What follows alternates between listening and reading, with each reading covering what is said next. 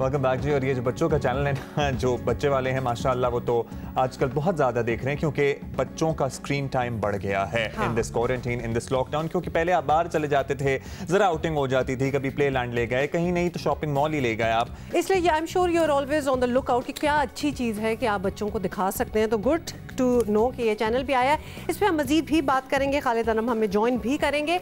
अभी आपको बताएं कि मुशीर ख़जाना हफीज़ शेख का कहना है कि आइंदा बजट में कोई नया टैक्स नहीं लगाएंगे और ऐसे इकदाम नहीं उठाएंगे जिससे इंडस्ट्रीज पर बोझ पड़े, ये उनका कहना था। ये तो जनाब अच्छी खबर ही है, इसे हम खुशखबरी ही कहेंगे। प्रोग्राम आज शाजिद खानजादा के साथ में गुफ्तगू में मुशीर ख़जाना का कहना था कि कई टैरिफ्स को सिफर किया जा रहा है हमारी तरफ से। एक्सपोर्ट सेक्टर को दी गई रियायतों को मजीद बढ़ाए जाएंगे। जो सब्सिडी कोरोना वायरस के दौर में दी गई हैं उन्हें भी बरकरार रखने की कोशिश करेंगे।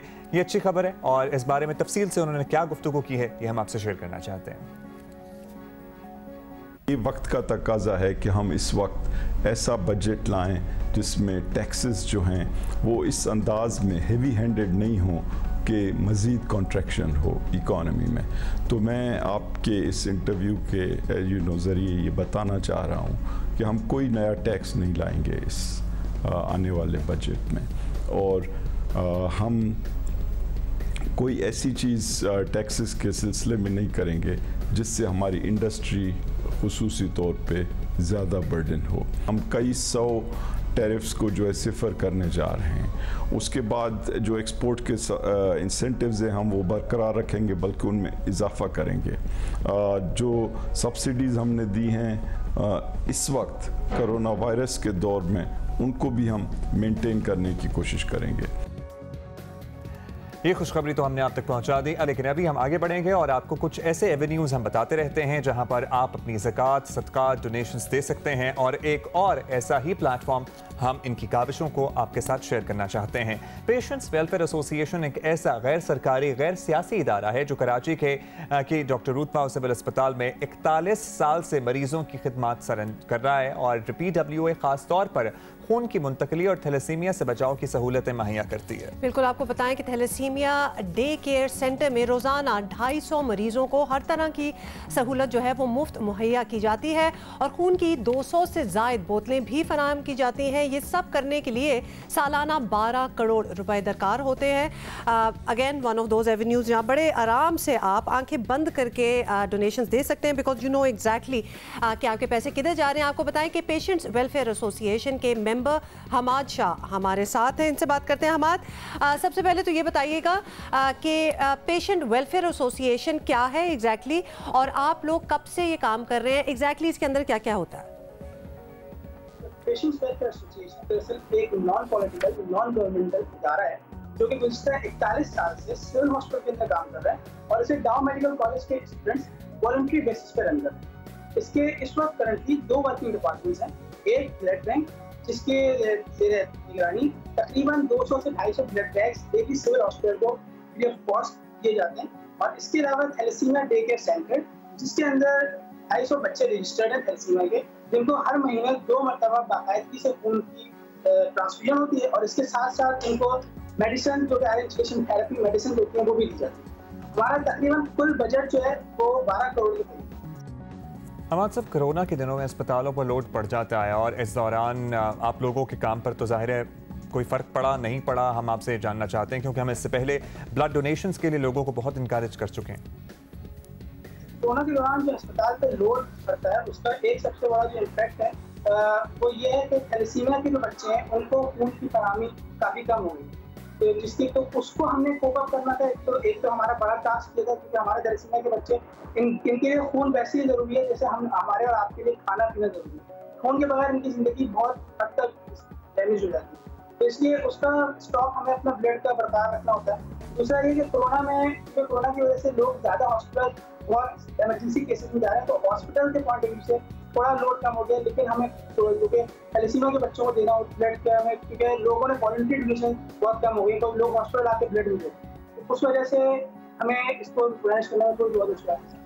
बहुत बहुत शुक्रिया हम आज शाह हमसे बात कर रहे थे, पेशेंट्स वेलफेयर एसोसिएशन। एक दफ़ा फिर मैं कहूँगी कि प्लीज़ दिल खोल के दें, और ये वो जगह हैं जो आपके डोनेशंस के साथ ही चल रही हैं और बड़ी अच्छी चल रही हैं, सो व्हाई स्टॉप नाउ। और थैलेसीमिया के तो मरीज़ वो हैं जिनको आप पैसे से डोनेशन देना चाहें तो दे सकते हैं, अगर पैसे नहीं आप देना अफोर्ड कर सकते तो आप खून का अतिया दे सकते हैं। बेशक, बिल्कुल, दिस गोज बोथ वेज। या अगर आप वो भी नहीं दे सकते तो आप वक्त गुजार सकते हैं इन पेशेंट्स के साथ, उनकी देखभाल कर सकते हैं। अच्छा जी, अभी हम आगे बढ़ेंगे। लॉकडाउन के दिनों में एक मौजू जो बहुत ज़्यादा ज़ेर बहस आया है वो बच्चों की मसरूफियत का है। वैसे मुझे तो इस सवाल का अभी तक कोई जवाब नहीं मिला कि बच्चों को कहाँ अल्टीमेटली आप मसरूफ रखें, क्योंकि बच्चे बोर बड़ी जल्दी हो जाती हैं चीज़ों से। हाँ, मतलब and then different ages of बच्चे, छोटे बच्चों को तो बिल्कुल ही आपको किसी और तरीके से एंटरटेन करना पड़ता है, लेकिन थोड़े से बड़े हो जाएं और पढ़ सकें थोड़ा सा तो बुक्स भी हो सकती हैं।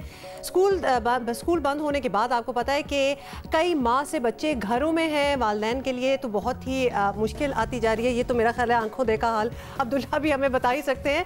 तो बच्चों का एक्चुअली हुआ तरस आना शुरू हो गया क्योंकि बच्चों की कोई आउटिंग बची नहीं है। हाँ, that's very true. You feel bad for them as well, क्योंकि बिल्कुल उन बेचारों को तो पता भी नहीं है कि हो क्या रहा है। तो इसका एक बहुत सादा और आसान हल तो ये है कि बच्चों को यूट्यूब समेत दीगर डिजिटल ज़राए की तरफ ले जाया जाए। लेकिन हमारे मुल्क की बात की जाए तो एक बड़ा तबका बच्चों का ऐसा है जिसे इन चीज़ों तक रसाई ही नहीं होती। वैसे तो जिनको रसाई होती है वो भी कहते हैं कि इनफ, बहुत ज़्यादा बहुत ज़्यादा स्क्रीन टाइम भी बच्चों में मुज़र सेहत असरात पैदा करता है। बच्चा फ्रस्ट्रेट होता है, बच्चा चिड़चिड़ा होता है। तो एक लिमिट में ज़रूर स्क्रीन टाइम होना चाहिए, और जो स्क्रीन टाइम रखा हो आपने, जो लिमिट आपने रखी हो, उसमें आप प्रोडक्टिव चीज़ें दिखाएं। तो एक ऐसी ही प्रोडक्टिव चीज़ है, इसीलिए बच्चों के लिए कार्टून गोगी की किताबें बड़ी कारआमद साबित हो सकती हैं। और हैप्पी हैंड्स नामी तंजीम ने ना सिर्फ गरीब बच्चों को ये किताबें पहुँचाना शुरू कर दी हैं, बल्कि उन्हें दीगर कारआमद अशिया बनाना भी सिखा रहे हैं, यानी कि क्राफ्टिंग सिखा रहे हैं। हमारे जो बच्चे स्कूल जाने की सलाहियत है उनमें, जो अफोर्ड कर सकते हैं, जो अच्छे स्कूलों में जाते हैं, वहाँ तो आर्ट्स एंड क्राफ्ट्स का बड़ा ट्रेंड है। जो बच्चे नहीं अफोर्ड कर सकते उन्हें नहीं है सारी। और फिर वो as part of a curriculum कुछ और होता है, और वैसे अलहदा। अब आपको पता है कि आजकल बच्चों को आरे भी लगाना है, कुछ सिखाना भी है, तो it's a different deal all together. इसके साथ साथ गोगी कार्टून की खालिक निगार नज़र जो हैं वो अब बच्चों को खुद ड्राइंग और आर्ट सिखाने के लिए मैदान में आ गई हैं। और वो ये सब कैसे कर रही हैं, निगार नज़र ने हमें ज्वाइन की है, उन्हीं से पूछ लेते हैं। निगार, सबसे पहले तो बहुत ही ज़बरदस्त आप ये काम कर रही हैं, और डेफिनेटली बच्चों को we have to give them good avenues कि वो अपने आप को ज़रा बिजी कर सकें। गोगी कार्टून तो आप काफ़ी अरसे से बना रही हैं, तो अब आपने सोचा है कि बच्चों को आर्ट एंड ड्राइंग सिखाएंगी, वो भी खुद। तो आजकल ये कैसा चल रहा है और किस तरह आपने स्टार्ट किया?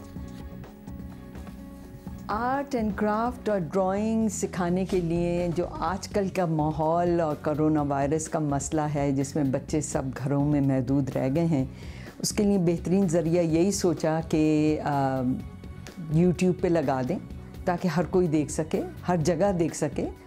और वाकई में बच्चे जो हमारे पाकिस्तानी बच्चे बहरीन से लेकर कनाडा, अमेरिका और यूके में हैं, वो सब देख रहे हैं ये प्रोग्राम, और आर्ट एंड क्राफ्ट को उन तरीक़ों से बना रहे हैं जो मैं उनको हर शो में सिखाती हूँ। ये भी प्लीज़ बताइएगा कि लॉकडाउन के दिनों में तो दुकानें बंद हैं, ड्राइंग वगैरह का सामान भी बड़ा मुश्किल से मिल रहा है, बाज़ स्टोर्स हैं जो ऑनलाइन डिलीवर कर रहे हैं, तो इसका क्या हल सोचा है आपने? स्टेशनरी ना होने का, यानी कि बहुत ही एलैबोरेट स्टेशनरी ना होने का हल मैंने ये किया है कि मैंने हर वो चीज़ जो नेचर में है, मेरी कोशिश हुई है कि मैं उसको इस्तेमाल करूं। मसलन जो घरों में आम दस्तयाब चीज़ें हैं, मसलन सब्ज़ी है या पत्ते हैं या पत्थर है, चुकंदर है, भिंडी है, मैंने ये चीज़ें इस्तेमाल की हैं और मैंने इसी से आर्ट एंड क्राफ्ट बनाना सिखाया है बच्चों को। बड़े अच्छे रिजल्ट्स आए हैं। इवन के पेंसिल की जो हम शार्पन करते हैं, उसकी जो शेविंग्स हैं, उससे तो मुझे बहुत अच्छे शाहकार हासिल हुए हैं, जो कि बच्चों ने एक्चुअली कार्ड्स में बना के भेजे हैं, जो हम इंशाल्लाह डॉक्टर्स और नर्सेज और सारे पैरामेडिक्स जो कि हमारे लिए इतनी खिदमत कर रहे हैं, उनको भेजेंगे। मुझे भी याद आ गया, हमने भी बनाई हुई है पेंसिल शेविंग। मुझे इसी बात की खुशी हुई है कि वो कार्ड्स देने का ट्रेंड और कार्ड्स बनाने का ट्रेंड भी वापस आ जाए। अब तो आपको पता है कोई फिजिकली कोई ऐसी चीज़ आती नहीं है, तो लॉकडाउन के दिनों में सब ये समझते हैं कि हम घरों में रहकर कुछ नया सीख सकते हैं। ड्राइंग का मसला तो निगार आपने हल कर दिया है, बच्चों के लिए मज़ीद क्या होना चाहिए? बच्चों के लिए मज़ीद और बेहतरीन शुगल है किताबें पढ़ना।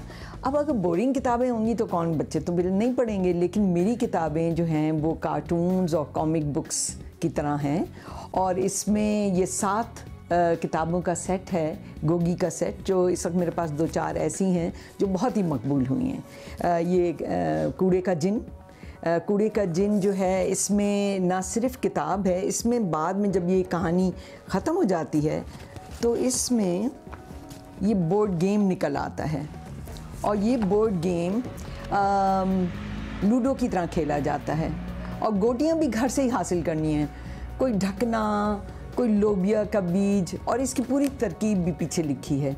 अब तरकीब तो हो गई और लूडो भी खेल लिया, लेकिन इसमें जो पैगामात हैं वो बहुत मायने ख़ेज़ हैं क्योंकि वो माहौलियात पे हैं। और इसमें अगर ये है, जैसे ये बोर्ड गेम, इसमें पूरी तरकीब भी है और इसमें हैप्पी फ्लावर, सैड फ्लावर, अगर हैप्पी फ्लावर है तो आपने कुछ अच्छा काम किया है तो आप आगे बढ़ जाएंगे, सैड फ्लावर है तो आपने कोई गलत काम किया है माहौलियात के लिए और आप पीछे चले जाएंगे। तो ये बहुत सारे मैसेजेस हैं, आप देखें ये तकरीबन 33 मैसेज हैं और ये किताब इस हवाले से बहुत मकबूल हुई है। अब ये किताब उस सेट में से एक है जो कि हम बच्चों तक पहुंचा रहे हैं, ख़ास तौर से पसमानदा इलाके के बच्चों तक। और हमारी कोशिश ये है कि वो जब ये किताबें हासिल करेंगे और पढ़ेंगे तो वो ना सिर्फ महजूज़ होंगे, वो गेम से अपने बहन भाइयों के साथ खेलेंगे। बहुत शुक्रिया निगार नज़र साहिबा। और आपने जो नाम रखा है ना इस किताब का, कूड़े का जिन, वाकई अगर कूड़ा जमा होता रहे ना तो जिन की सूरत अख्तियार कर जाता है। लेकिन आपके बहुत ही अच्छे आइडियाज़ हैं, आई थिंक कि बच्चे सीरियसली ये बुक्स वगैरह लें और आपके यूट्यूब पे चीज़ें देखें तो वो काफ़ी अच्छा अपना वक्त गुजार सकते हैं। और जो पसमानदा इलाकों में रहने वाले बच्चे हैं जिनको ज़ाहिर बहुत सी चीज़ों तक रसाई हासिल नहीं है, उनके लिए तो बेहतरीन एवेन्यूज़ हैं। स्मार्टफोन तो आजकल सभी के पास है माशाल्लाह। टिकटॉक देख के आपको अंदाज़ा होता होगा ना कि तमाम पाकिस्तान में पहुँच चुका है। अच्छा जी, ब्रेक ले रहे हैं, मेरा ख्याल है कि ब्रेक ले के बाद दोबारा हाजिर होते हैं। आप देख रहे हैं Geo Pakistan special edition, HPL presents जीते रहो।